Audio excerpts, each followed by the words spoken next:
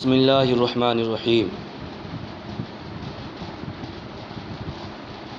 فحد الاسم کلمۃ تدل علی معنی فی نفسها غیر مقترن بأحد الازمنة الثلاثة اعنی الماضی والحال والاستقبال كرجل وعلم وعلم۔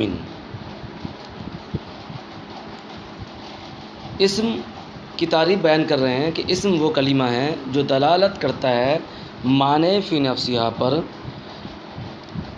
غیر مقترن بأحد الازمنة الثلاثة، جو تینوں زمانوں میں سے کسی ایک زمانے کے ساتھ مقترن نہ ہو، ملا ہوا نہ ہو۔ اب تینوں زمانے کون سے زمانے سے، یعنی تینوں زمانوں میں سے کوئی سی زمانے سے ملا ہوا نہ ہو، وہ تینوں زمانے کون سے ہیں بیان کر رہے ہیں۔ اعن الماضی والحال والاستقبال، میری مراد ماضی ہے، حال ہے، استقبال ہے۔ انہوں نے کہا کہ اسم وہ کلمہ ہے جو معنی فی نفسہ پر دلالت کرتا ہے، یعنی اپنا معنی خود بتلاتا ہے، اپنا معنی بتلانے میں کسی دوسرے کا محتاج نہیں ہوتا ہے، اور مزید ایک چیز اور پائی جائے گی، اور وہ یہ کہ تینوں زمانوں میں سے کوئی ایک زمانہ اس کے اندر نہیں پایا جائے گا۔ تینوں زمانے کون سے، یعنی نہ ماضی اس کے اندر پائی جائے گی، نہ حال اور نہ استقبال۔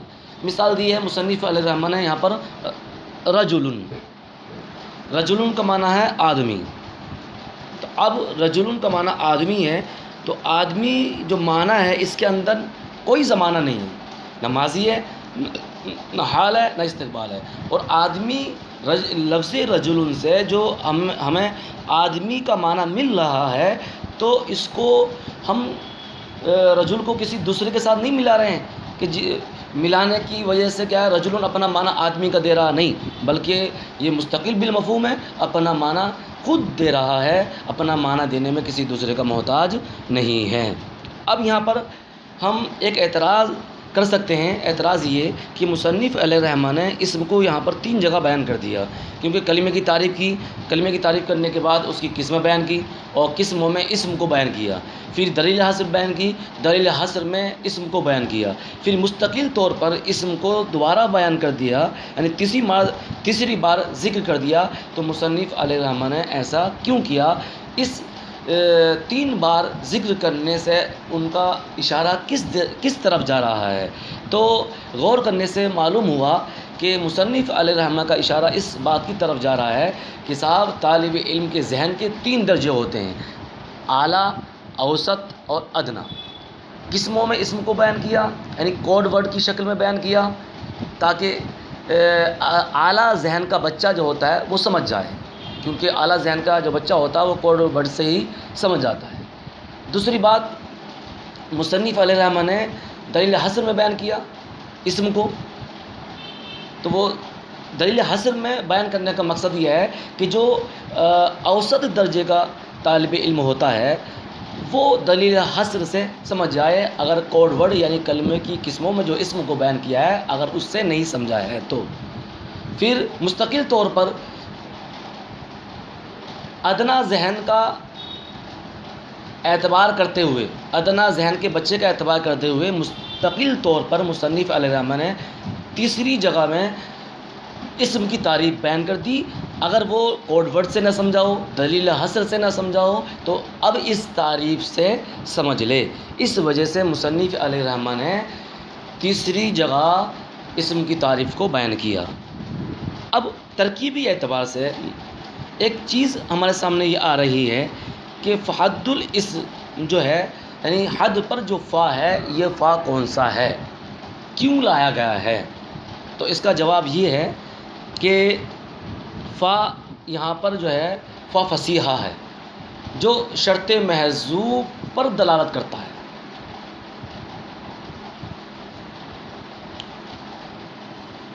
اس کی شرط محذوف کیا نکلے گی؟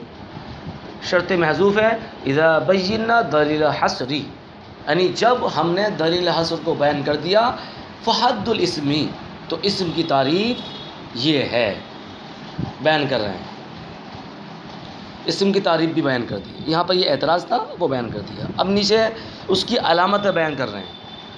اب یہاں پر ایک اعتراض کر سکتے ہیں، وہ اعتراض یہ ہے کہ صاحب اسم کی تعریف کی اور تعریف سے ہی اسم کی پہچان ہو جاتی ہے، تو اب اسم کی تعریف کے بعد اس کی علامتوں کو کیوں بیان کر رہے ہیں؟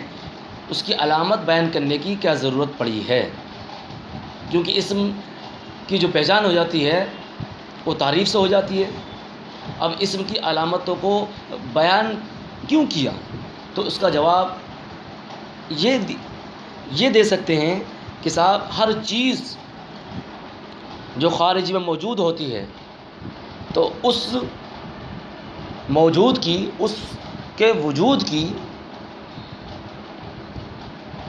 دو قسمیں ہوتی ہیں، یعنی اس کے دو وجود ہوتے ہیں۔ ایک وجود ذہنی ہوتا ہے، یعنی اس کا وجود ذہن میں ہوتا ہے، اور ایک وجود خارجی ہوتا ہے کہ جس کا وجود ذہن میں نہ ہو کر کے خارجی جگہ میں ہوتا ہے، خارجی دنیا میں ہوتا ہے، خارجی جہاں میں ہوتا ہے۔ تعریف کے ذریعے شے کا وجود ذہنی حاصل ہوتا ہے اور علامات کے ذریعے شے کا وجود خارجی حاصل ہوتا ہے۔ اس لیے مصنف علیہ الرحمہ نے اسم کی تعریف کرنے کے بعد اس کی علامتوں کو بیان کیا تاکہ شے کا وجود خارجی بھی حاصل ہو جائے وجود ذہنی حاصل ہونے کے ساتھ ساتھ۔ اسی طرح فعل کی اور حرف کی تعریف سے ان کا وجود ذہنی حاصل ہوگا آگے چل کے، اور ان کی علامتوں سے ان کا وجود خارجی حاصل ہوگا جب ہم ان کی علامتیں پڑھیں گے۔ تو یہ ایک اعتراض تھا جو میں نے بیان کیا، ممکن ہے کہ آپ کے یہ سمجھ میں آ گیا ہوگا۔ وہ علامتہ، اور اس کی علامتہ میں جو ہو ضمیر لوٹ رہی ہے، یہ کدھر لوٹ رہی ہے؟ یہ اسم کی طرف لوٹ رہی ہے۔ اس کی تعریف صحت الاخبار عنہ، یعنی سب سے پہلے اس کی علامت بیان کی اخبار عنہ کا صحیح ہونا۔ اخبار عنہ کا صحیح ہونا کیا مطلب؟ یعنی مسند الیہ کا صحیح ہونا، محکوم علیہ کا صحیح ہونا۔ یعنی اخبار عنہ کے دو معنی اور لے سکتے ہیں۔ نحومیر میں ہم نے پڑھا تھا اس کو مسند الیہ، اب یہاں پر دو نام سے مسند الیہ کو تعبیر کیا ہے، ایک اخبار عنہ کو اور نیچے بیان کیا ہے محکوم علیہ۔ یعنی اخبار عنہ کہہ دو، محکوم علیہ کہہ دو یا مسند الیہ کہہ دو، تینوں کا ایک ہی مفہوم ہے کہ جس کی طرف اسناد کی جاتی ہے۔ مثال کے طور پر اسم کی علامت کو بیان کیا اخبار عنہ کا صحیح ہونا، مسند الیہ کا صحیح ہونا، محکوم علیہ کا صحیح ہونا۔ ضرب زید کا، زید نے مارا، اور مسند الیہ کی تعریف کیا کہ جس کی طرف اسناد کی جائے، تو ضرب زید، زید نے مارا، تو مارنے کی اسناد کی جا رہی ہے زید کی طرف، اور مسند الیہ کہتے ہی اسے ہیں کہ جس کی طرف اسناد کی جائے، جس کی طرف اسناد کی جائے۔ یہ تو ہوئی پہلی علامت، یعنی اخبار عنہ کا صحیح ہونا، مسند الیہ کا صحیح ہونا۔ دوسری یہاں مثال بیان کی نحو زید قائم، جیسے زید قائم۔ میں نے جو مثال بیان کی تھی وہ جملہ فعلیہ کی تھی، یہ مصنف علیہ الرحمہ جو مثال بیان کر رہے ہیں وہ جملہ اسمیہ بیان کر رہے ہیں۔ زید قائم، زید کھڑا ہے، تو یہاں پر زید مسند الیہ ہے، قائم کیا ہے؟ مسند ہے۔ قائم یعنی کھڑے ہونے کی اسناد کی جا رہی ہے زید کی طرف، اور زید کیا ہے؟ مسند الیہ ہے۔ والاضافۃ، اور اضافت کا ہونا، نحو غلام زید، زید کا غلام۔ اب یہاں پر ایک اعتراض ہوتا ہے اضافت کا ہونا کہ صاحب اضافت میں مضاف مضاف الیہ دونوں آتا ہے، تو اسم کی علامت مضاف ہے یا مضاف الیہ یا دونوں؟ تو اس میں کچھ لوگ کہتے ہیں، کچھ نحوی حضرات کہتے ہیں کہ اضافت سے مضاف مراد ہے، کیونکہ کبھی کبھی مضاف الیہ فعل بھی ہوتا ہے، اور کچھ کہتے ہیں کہ مضاف الیہ اسم کی علامت ہے، نہ کہ خالی مضاف اسم کی علامت ہے۔ اور جہاں کہیں بھی مضاف الیہ فعل واقع ہوا ہے تو وہ مصدر کی تعویل میں ہے، جیسے قرآن شریف میں سنستدرجہم من حیث لا یعلمون، تو حیث کی اضافت ہے لا یعلمون کی طرف، اور لا یعلمون فعل ہے، تو لا یعلمون یہ فعل ہے، تو یہاں پر اسم کی علامت ہے اضافت کا ہونا، اور اضافت میں مضاف مضاف الیہ دونوں آتے ہیں، تو یہاں مضاف الیہ فعل ہے اور مضاف کیا ہے، اسم ہے، تو مضاف تو سمجھ میں آ رہا ہے لیکن لا یعلمون ہمارے سمجھ میں نہیں آ رہا ہے. تو لا یعلمون کیسے اس مثال میں شامل ہوگا؟ تو اس کا جواب یہ دیں گے کہ لا یعلمون تو ہے یہ فعل ہے،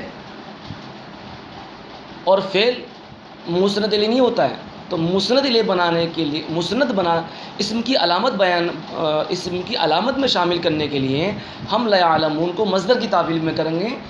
جب مصدر کی تعویل میں ہو جائے گا تو وہ بھی اسم بن جائے گا، کیونکہ مصدر کیا ہوتا ہے؟ اسم ہوتا ہے. دوسری مثال ہے یوم ینفع الصادقین، تو یہاں بھی یہی جواب دیں گے کہ یوم کی اضافت ہے فعل کی طرف، اضافت سے مضاف الیہ دونوں مراد نہیں لے سکتے کیونکہ مضاف الیہ فعل بھی ہوتا ہے.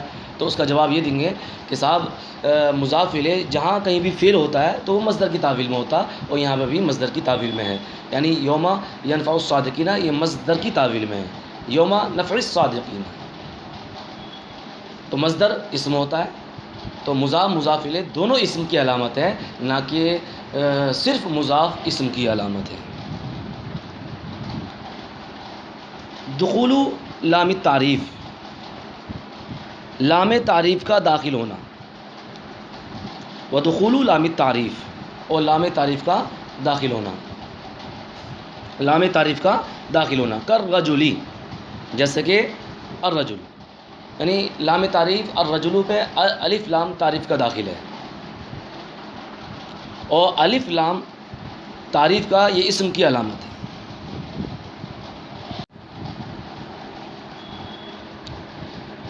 ودخول لام تعریف، اور لام تعریف کا داخل ہونا، کالرجلی جیسے کہ الرجل یعنی آدمی، والجری والتنوینی، والجری والتنوینی اس کا عطف ہے دخول پر، یعنی حرف جر کا داخل ہونا اور تنوین کا داخل ہونا، جیسے بزیدن، جیسے بزیدن، تو یہ بزیدن جر کی بھی مثال ہے اور تنوین کی بھی مثال ہے.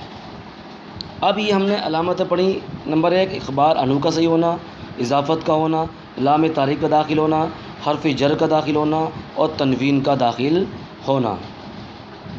وجہ تسمیہ، یعنی جو علامتیں اسم کی علامتیں بیان ہوئی ہیں، اخبار عنہ، اضافت 2، دخول لام تعریف 3، حرف جر کا داخل ہونا، تنوین کا داخل ہونا 5 علامتیں ہوئی ہیں آج.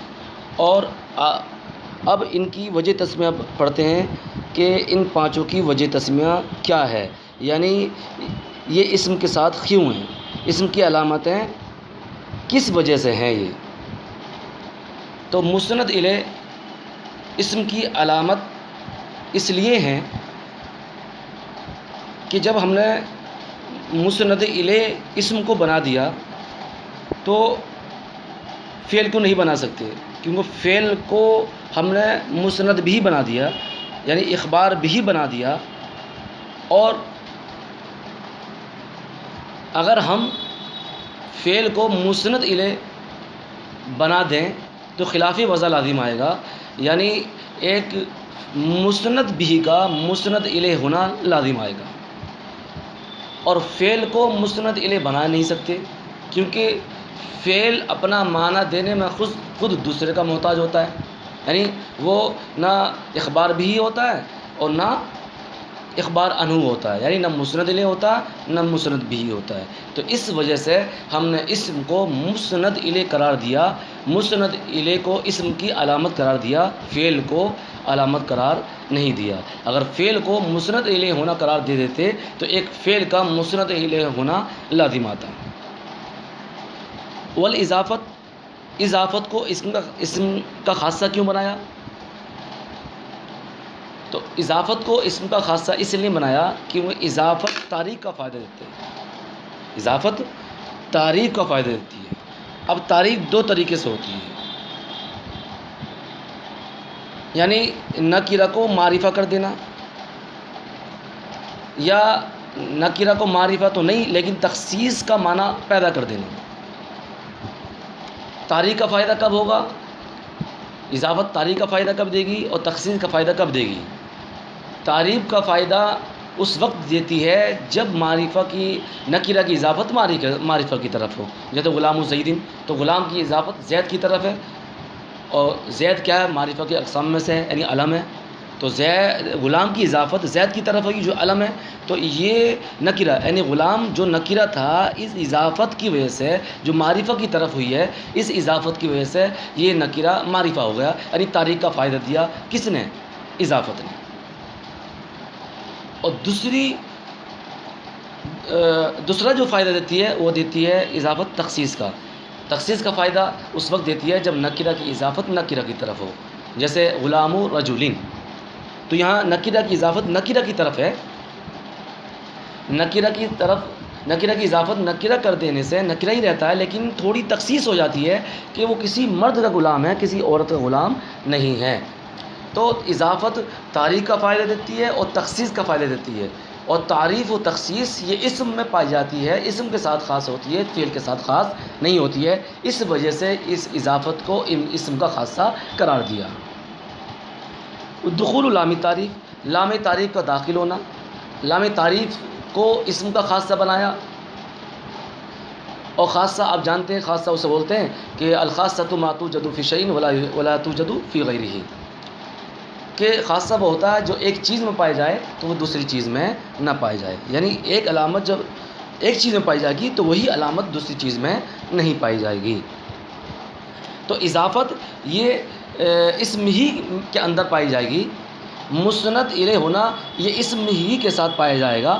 لام تعریف کا داخل ہونا یہ اسم ہی کے ساتھ پایا جائے گا، دوسرے کے ساتھ نہیں پایا جائے گا. کیونکہ مسند الیہ ہونا، اضافت کا ہونا اور لام تعریف کا داخل ہونا، حرف جر کا داخل ہونا اور تنوین کا داخل ہونا، یہ تمام کے تمام اسم کے علامتیں ہیں، اسم کے خاصے ہیں.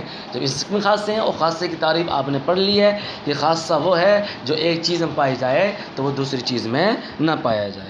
اگر دوسری چیز میں پایا جائے گا تو وہ خاصہ نہیں پایا جائے گا. تو لام تعریف کو اسم کا خاصہ، اسم کی علامت قرار کیوں دیا؟